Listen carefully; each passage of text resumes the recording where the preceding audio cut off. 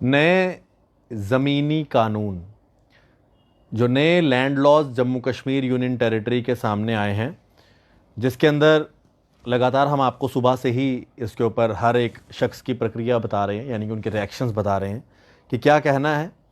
अभी वीएचपी ने भी ये वेलकम किया है इन नए कानूनों को। उससे पहले पैंथर्स पार्टी ने इसके अंगेंस्ट बोला है कि उन्हें ये लैंड लॉज नहीं पसंद है।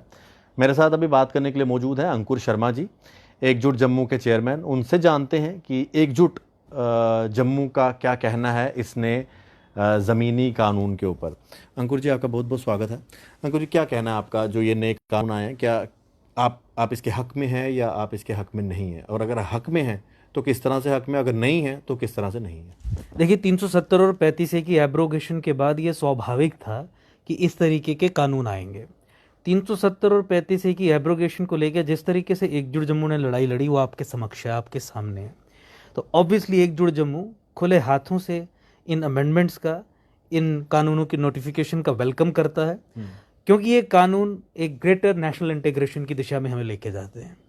कुछ लोग कश्मीर बेस्ड पॉलिटिकल पार्टीज़ के यहाँ पे जो नुमाइंदे या जो ऐसी सबवर्सिव एलिमेंट्स के साथ इन लीग रह के काम कर चुके हैं, वो इस कानून का विरोध ज़रूर कर रहे हैं। लेकिन मैं बड़े सादा शब्दों में उनसे ये सवाल पूछना चाहूँगा आपके माध्यम से भी कि वो किस सिस्टम को रेजरेक्ट खड़ा करने की कोशिश कर रहे हैं। 370 और 35A की एब्रोगेशन से पहले आपको पब्लिक एम्प्लॉयमेंट और लैंड्स पे प्रोटेक्शनिज्म हासिल थी जम्मू कश्मीर में। उस समय में जम्मू को कितनी जॉब्स मिली? उसी समय में जम्मू के ज़मीन, जम्मू के जंगल, जम्मू की lands, state lands, public lands, river lands, सब पे कब्जे हुए। तो जिस समय प्रोटेक्शनिज्म थी, 70 साल के एक्सपीरियंस में जम्मू की दुर्गति हुई। अब अगर वो इनेबलिंग एनवायरनमेंट जो उस दुर्गति के लिए कश्मीर को एम्पावर करता था, उसे ब्रिक बाय ब्रिक तोड़ने की दिशा में कदम उठाया जा रहा है, तो क्या वो जम्मू के फेवर में नहीं है? पिछले 70 साल का हमारा एक्सपीरियंस है कि जम्मू कश्मीर में 5 अगस्त 2019 से पहले जो सिस्टम था एम्प्लॉयमेंट का, उसमें जम्मू को 10% से भी कम नौकरियां मिली, 90% कश्मीर संभाग को गई। हमारी, जैसा मैंने बताया, जंगलों पे, हमारे फॉरेस्ट लैंड्स पे, स्टेट लैंड्स पे, सारी जगह पे कब्जे हो।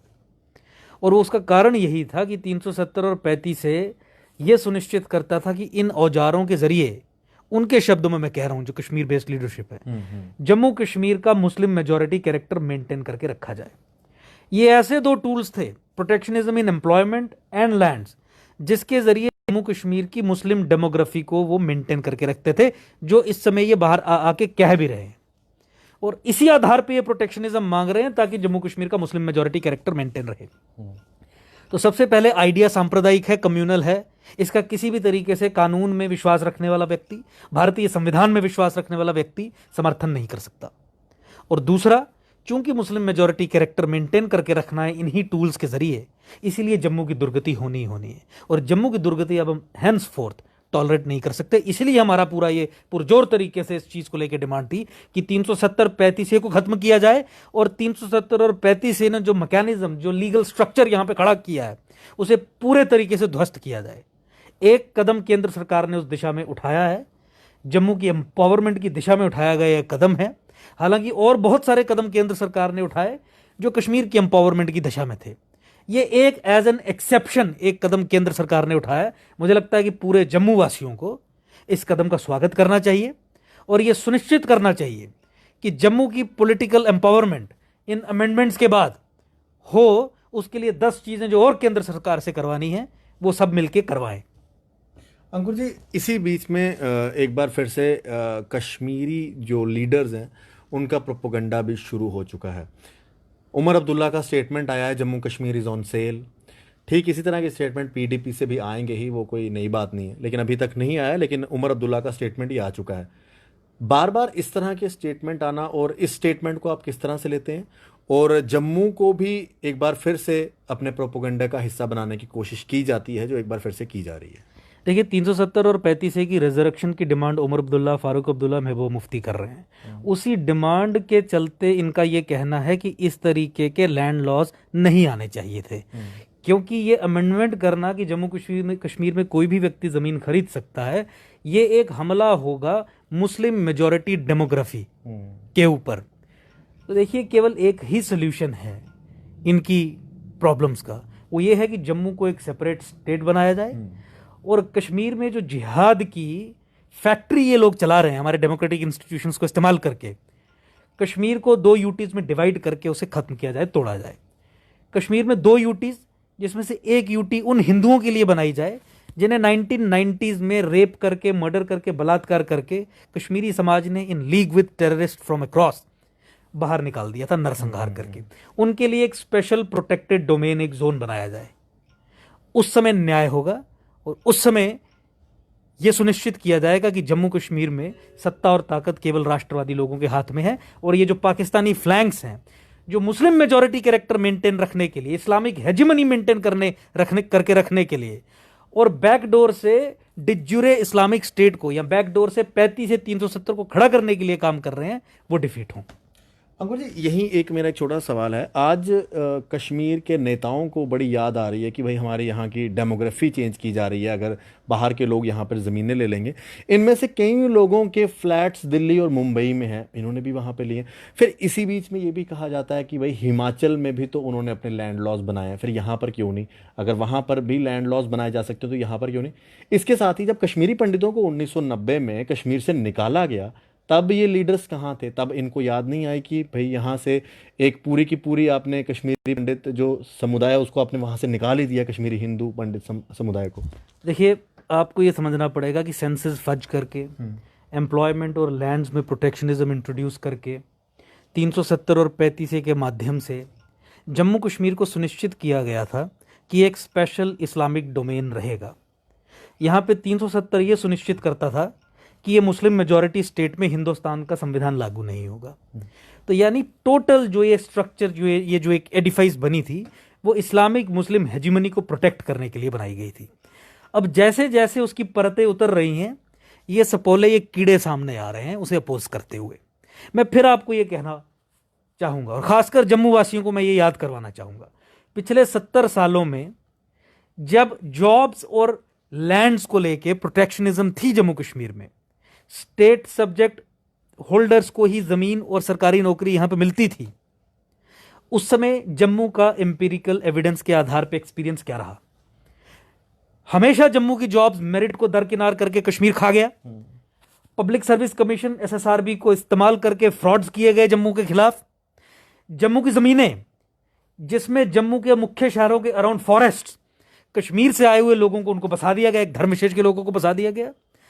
आपका रावी से आप शुरू हो जाएं, तवी पे पहुंच जाएं, तवी से शुरू हो जाएं और आप चिनाब तक चले जाएं, जितनी भी रिवर बैंक्स हैं, एम्बैंकमेंट्स हैं, अराउंड इसके पब्लिक लैंड्स हैं, वो सारे एक धर्म विशेष के लोगों ने कैप्चर की हुई हैं। और आप अब ये इस चीज़ को अपोज करते हैं कि बाहर से आके एक खुले तरीके से एक हैंडसम अमाउंट पे करके कोई ज़मीन खरीदेगा स्कूल बनाने के लिए, हॉस्पिटल बनाने के लिए, कोई इंडस्ट्रियल यूनिट सेटअप करने के लिए। वो नुकसानदेह है। और जो एक इस्लामिक इन्वेजन जम्मू के ऊपर डेमोग्राफिक इन्वेजन के जरिए चल रहा था, जिस पे ना इन्होंने हमारी नौकरियां छोड़ी, ना हमारी ज़मीनें छोड़ी, हम उस सिस्टम को सपोर्ट करने के लिए यहाँ पे खड़े हो जाएंगे और इस कानून का स्वागत नहीं करेंगे। आप कौन सा सिस्टम चाहते हैं? वो सिस्टम जहां पे मुख्यमंत्री कहती है कि मुसलमान जम्मू में जाकर जमीनों पे कब्जा कर लें, कोई अधिकारी खिलाफ कोई काम नहीं करेगा? या वो सिस्टम जहां पे बाहर से कोई ईमानदार व्यक्ति आएगा, पैसे देके जमीन खरीदेगा? कौन सा सिस्टम आप चाहते हैं? आप वो सिस्टम चाहते हैं जहां पे कानून बना के जम्मू संभाग में स्टेट लैंड्स ओवरवेलमिंगली मुस्लिम्स को दे दी जाए, धर्म के आधार पे, कम्युनल आधार पे। क्यों?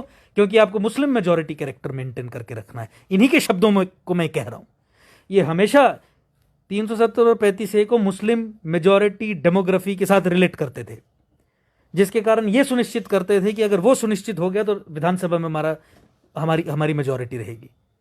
तो कौन सा सिस्टम जम्मू के लोग और हमारा राष्ट्रवादी समाज यहां पे चाहता है? जहां पे आपके कल्चर पे, आपकी ज़मीनों पे, आपकी नौकरियों पे कश्मीरी हेजिमनी और कश्मीरियों का हमला था, या जहां पे अब मेरिट बेस्ड आधार पे, एक कंपटीशन के आधार पे, मार्केट फोर्सेस जब डिप्लॉय होंगी उसके आधार पे एक ट्रांसपेरेंट सिस्टम खड़ा होगा? कौन सा सिस्टम चाहते हैं? Can you support? क्या एविडेंस है, क्या हमारा एक्सपीरियंस है, एम्पिरिकल एविडेंस क्या सजेस्ट करता है? जिस समय प्रोटेक्शनिज्म थी जम्मू कश्मीर में, किसको नौकरियां मिलती थी 5 अगस्त 2019 से पहले? किसको जमीनें मिलती थी 5 अगस्त 2019 से पहले? जम्मू पे हमला कौन कर रहा था? जम्मू को हिंदू माइनॉरिटी बनाने की दिशा में कौन बढ़ रहा था? तो क्या आप फिर से वो सिस्टम खड़ा करके इन कानूनों को अपोज करके यहां पे अपनी जमीनों पे कब्जा होने दोगे? उसे बेचोगे नहीं। और वैसे भी कुछ जबरदस्ती नहीं की जा रही है। जहां तक एग्रीकल्चरल पीसेस ऑफ लैंड्स की बात है, उसमें काफी सेफगार्ड्स इंट्रोड्यूस किए गए हैं।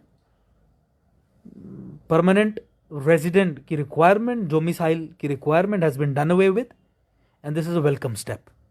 इसके अलावा एग्रेरियन रिफॉर्म्स एक्ट के अलावा जो ट्रांसफर ऑफ प्रॉपर्टी एक्ट है, उसमें भी सेक्शन 139 डिलीट कर दी गई थी। एग्रेरियन रिफॉर्म्स एक्ट की सेक्शन 17 डिलीट कर दी गई थी। सेक्शन 17 में भी पीआरसी की रिक्वायरमेंट थी, सेक्शन 139 में भी पीआरसी की रिक्वायरमेंट थी। तो जम्मू कश्मीर में किसी भी तरीके की ज़मीन हो, उसे कोई भी व्यक्ति जम्मू कश्मीर में आके खरीद सकता है। दूसरी बात, आपने ये बात की कि ये नॉर्थ ईस्ट की कुछ स्टेट्स का हवाला देते हैं, 371 का देते हैं। देखिए, that is like comparing apples and oranges. वहां पे वो हमारे संविधान में ये ट्राइबल्स को लेके एक विशेष कुछ अधिकार हैं। जिस तरीके से एससीज और एसटीज को लेके अधिकार हैं, वैसे ट्राइब्स को लेके भी कुछ अधिकार हैं। ट्राइबल कल्चर को प्रोटेक्ट करना, उसके लिए कुछ प्रोविजंस इंट्रोड्यूस करना एक चीज है, मुस्लिम मेजॉरिटी कैरेक्टर को मेंटेन करने के लिए कुछ प्रोविजंस इंट्रोड्यूस करना दूसरी चीज है। मुस्लिम मेजॉरिटी कैरेक्टर मेंटेन करने के लिए कानून बनाना सांप्रदायिक है। आइडिया ऑफ इंडिया, जो एक सेक्युलर डेमोक्रेटिक रिपब्लिक है, उसकी एग्जिस्टेंस के अगेंस्ट है। तो you can't compare apples and oranges. Tribal rights is one thing, and protecting Muslim hegemony, Muslim majority character is another thing, and that too in a state जहां पे secessionism और radicalism institutionalize हो गई और grassroots level तक कश्मीर में पहुंची, और जहां पे political parties पाकिस्तानी flanks बन के हमारे democratic freedoms और spaces को abuse करके हमारे democratic institutions के अंदर जाके उन्हें subvert करते और democracy को destroy करते हैं।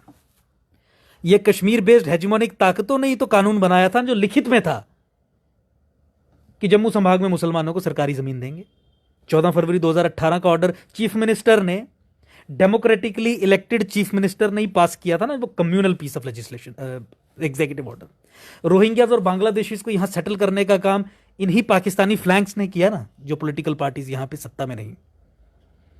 तो इसलिए इस सांप्रदायिक सिस्टम को, इस डिज्यूरे डिफैक्टो इस्लामिक स्टेट को जड़ से खत्म करने के लिए आपको ये स्टेप्स लेने पड़ेंगे।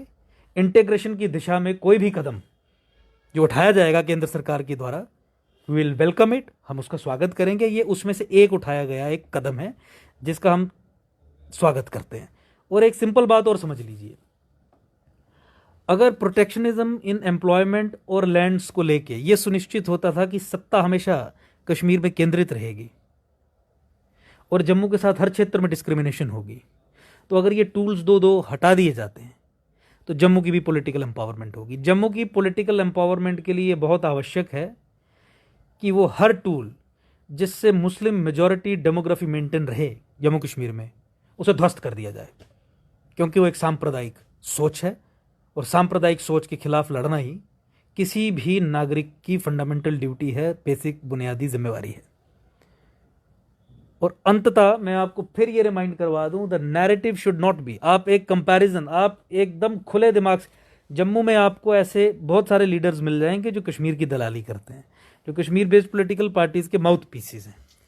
आप एक फार्मूला लगा लीजिए, इन कानूनों को अपोज करके आप ये कह रहे हैं कि 5 अगस्त 2019 से पहले जो सिस्टम था वो आ जाए, वो खड़ा हो जाए, यानी 35 से बैकडोर से आ जाए।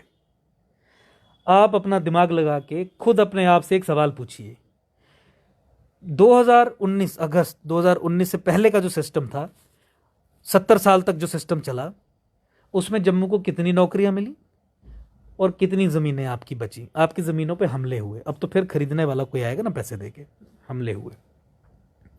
तो अगर आपको जम्मू को बचाना है तो आपको प्रोटेक्शनिज्म को ख़त्म करना है जम्मू कश्मीर के संदर्भ में जो भी आती है, क्योंकि पॉलिटिकल पावर कश्मीर के हाथ में होने के कारण कोई भी प्रोटेक्शनिज्म जम्मू कश्मीर के संदर्भ में कश्मीर के लिए प्रोटेक्शनिज्म होगी, वो जम्मू के लिए प्रोटेक्शनिज्म नहीं होगी। जैसा मैंने बताया, जॉब्स में प्रोटेक्शनिज्म थी, कहने को था जम्मू वाले भी अप्लाई कर सकते हैं, आपका मेरिट चेंज करके आपको बाहर निकाल देते थे जब आप मेरिटोरियस भी होते थे। जम्मू कश्मीर बैंक की सिलेक्शन लिस्ट इसलिए खारिज कर दी उन जिहादी तत्वों ने ब्यूरोक्रेटिक सेटअप में बैठ के, क्योंकि जम्मू के बच्चे अधिक सेलेक्ट हो गए थे। किस प्रोटेक्शनिज्म की बात कर रहे हैं? Any protectionism in Jammu and Kashmir वो कश्मीर के लिए प्रोटेक्शनिज्म है, और किसी भी प्रोटेक्शनिज्म को हम सपोर्ट नहीं करेंगे, क्योंकि प्रोटेक्शनिज्म को सपोर्ट करके हम कश्मीर को ताकतवर बना रहे हैं, और कश्मीर पाकिस्तान के साथ है, वहां की लीडरशिप पाकिस्तानी फ्लैंक्स है, उनके कहने पे काम कर रहे हैं, उनके इशारे पे काम कर रहे हैं। तो इसीलिए दिस इज वेरी इंपॉर्टेंट। एक दूरगामी सोच रख के जम्मू को अब खड़ा होना पड़ेगा और कहना पड़ेगा कि हम 5 अगस्त 2019 के बाद जो फैसला लिया गया, उस दिन जो फैसला लिया गया, उस फैसले को उसके लॉजिकल कंक्लूजन तक पहुंचाने के लिए हम संघर्ष करते रहेंगे, और जो जो सफलताएं मिलेंगी हम उन्हें सेलिब्रेट करेंगे। लेकिन मैं केंद्र सरकार को कहीं भी अब्सॉल्व नहीं कर रहा हूं और पीठ नहीं थपथपा रहा हूं। केंद्र सरकार ने 100 कदम उठाने थे 370 और 35 के खात्मे के बाद, एक कुछ ठीक कदम इसने उठाया है। अभी तक जितने भी कदम उठाए हैं वो कश्मीर की एम्पावरमेंट को लेकर उठाए हैं, बस उसी सोच से कि जम्मू कश्मीर को कश्मीरी मुसलमान के जरिए ही चलाना है। क्योंकि जो नेहरू ने जिस पॉलिसी पैराडाइम के बीज बोए थे 1947 के बाद, 50s के बाद, हमें उम्मीद थी कि 2014-15 में वो पैराडाइम चेंज होगी। लेकिन अनफॉर्चुनेटली ये नेहरू को तो कोसते हैं, लेकिन अपनी अप्रोच में J&K के संदर्भ में 2014 से 2020 आज तक भी मोर नेहरूवियन है, यानी कश्मीर को कश्मीरी मुसलमान के जरिए ही चलाना है। क्योंकि अगर एक मुस्लिम मेजॉरिटी स्टेट में डेमोक्रेसी को मुसलमान सक्सेसफुल करवा रहा है, चेहरा मुसलमान अगर है, तो ये इंडियन डेमोक्रेसी और सेक्युलरिज्म की विक्ट्री होगी। ऐसी सबवर्सिव मानसिकता से इस पॉलिसी का गठन किया गया, जिसको केंद्र सरकार अभी भी चला रही है। यही कारण है कि केंद्र सरकार और भाजपा 2011 के सेंसस के आधार पर डिलिमिटेशन करवा रही है, जबकि ये सर्वविदित है कि 2021 के आधार पर करवाएंगे, जम्मू को अधिक सीट्स मिलेगी, जम्मू का चीफ मिनिस्टर बनेगा कॉन्सिक्वेंशली। 2011 के आधार पर करवाएंगे, कश्मीर को अधिक सीट्स मिलेगी, कश्मीर का चीफ मिनिस्टर बनेगा। भाजपा की आधिकारिक पोजीशन है कि 2011 का सेंसस फ्रॉड है, फज्ड है, फिडल्ड है। उसके बावजूद भी चूंकि दिल्ली की सोच है, दिल्ली का कॉन्ट्रैक्ट कश्मीर के साथ है कि सत्ता नहीं देनी और जम्मू को second class enslaved hostage condition में रखना है, और वही नेशनल इंटरेस्ट है, ये सोच हमें खत्म कर रही है। तो केंद्र सरकार को लेके जम्मू के लोग ये जागरूक हो जाएं कि अगर गलती से भी कोई अच्छा कदम उठाते हैं तो उस कदम को सपोर्ट करके आगे बढ़ाएं। याद रखें, जम्मू कश्मीर में कोई भी प्रोटेक्शनिज्म जम्मू के लिए कोई प्रोटेक्शनिज्म नहीं है, वो कागजों पे है। रियलिटी में वो कश्मीर की प्रोटेक्शनिज्म है। आप अगर आज अपनी नौकरियों के लिए और जमीनों के लिए चिल्लाएंगे, कश्मीरी आपकी जमीनें आके तो लूट ही रहा है, अपने एजेंटों के जरिए भी लूट रहा है। आपके जंगलों पे तो कब्जे कर लिए, आपकी प्राइवेट लैंड पे कब्जा करने के लिए चीफ मिनिस्टर से ऑर्डर भी करवा लिया कि मुसलमान जमीन पे कब्जा कर लेगा, कोई डीसी, कोई एसएसपी, कोई डीएम कोई कार्रवाई नहीं करेगा। तो किस सिस्टम को हम खड़ा करना चाहते हैं? मेरा कहने का यही मतलब था कि कागजों में चाहे प्रोटेक्शनिज्म आ जाए, वो प्रोटेक्शनिज्म कश्मीर के लिए ही होगी, और कश्मीर जिसका डिक्लेयर्ड ऑब्जेक्टिव जम्मू की इस्लामाइजेशन है, जम्मू की हिंदू मेजॉरिटी कैरेक्टर को चेंज करके हिंदू माइनॉरिटी बनाना है, और फिर जम्मू कश्मीर को लॉन्च पैड की तरह इस्तेमाल करना है गज़वाए हिंद के लिए, जो ISI की पॉलिसी भी है, वो किसी भी तरीके से मजबूत हो, उसका समर्थन जम्मू को नहीं करना है। लंबी सोच रखें। बिल्कुल, बड़ा ही अच्छा पॉइंट। और चलो इस गल की मैं डोगरी च लास्ट च क्लोज करना। बड़े लोग आखा दे है कि अंकुर जी कि जम्मू च किसी ने जमीना, जम्मू च गै सारे लोकें जमीनां खरीदने, कश्मीर च किसी ने जाना नहीं है। ते जेह्ड़ी गल कश्मीरी सोचा दे न कि भाई जो अंकुर होरें भी लास्ट च गलाया है कि ग्राउंड च कुछ नहीं मिला दा जम्मू वालें गी, खाली कागज़ां उप्पर मिला दा है। बाकी इस चीज़ गी पूरा होने नहीं देगे। एकजुट जम्मू ने भी कसम सगंध खाधी दी है कि लगातार जम्मू दे लेई हित लेई गल करनी है। स्टेटहुड दी गल भी एकजुट जम्मू लगातार करा दा है। बाकी जमीन दे जेह्ड़े नवे कानून आए 370 दे बाद एक अच्छा फैसला है। हाँ, जिथे कश्मीर का एक बार परतिए प्रोपोगंडा शुरू हो गया, वो तो प्रोपोगंडा चलता गै रहना, क्योंकि दुकानां तो बंद हो दिया गया, वो परतिए खोलनियां, थोड़े जाले जूले लगे दे, जाले जूले साफ करा देन, कुछ गुपकार के नाते ते बाकी कुछ इस तरह के प्रोपोगंडा के नाते। अंकुर जी बहुत बहुत शुक्रिया गलबात करने लई, धन्यवाद। और स्पैशल गलबात ही है नवे जेह्ड़े जमीनी कानून आए दिन, दो लोग उंदी अज गल करने, बड़ी देर होई कमेंटां दी गल नहीं कीती अंकुर जी। दो बंदे, एक आखा दा हा कि अस दोए BJP दे एजेंट हाँ, फिर दूए एक होर आए उंदे समर्थक, वो आखा दे RSS दे एजेंट है। तो उंदे लिए खास जवाब दोने लिए कागज़ दसो, कागज़ है कि अस लोग एजेंट है? अगर कागज़ है अगली बारी गल नहीं करो, कागज़ लेई आयो। देखते रहो JK media, Ashish Kohli JK media ਲਈ कैमरामैन अशोक चलोत्रा दे कन्नै। धन्यवाद, जय हिंद।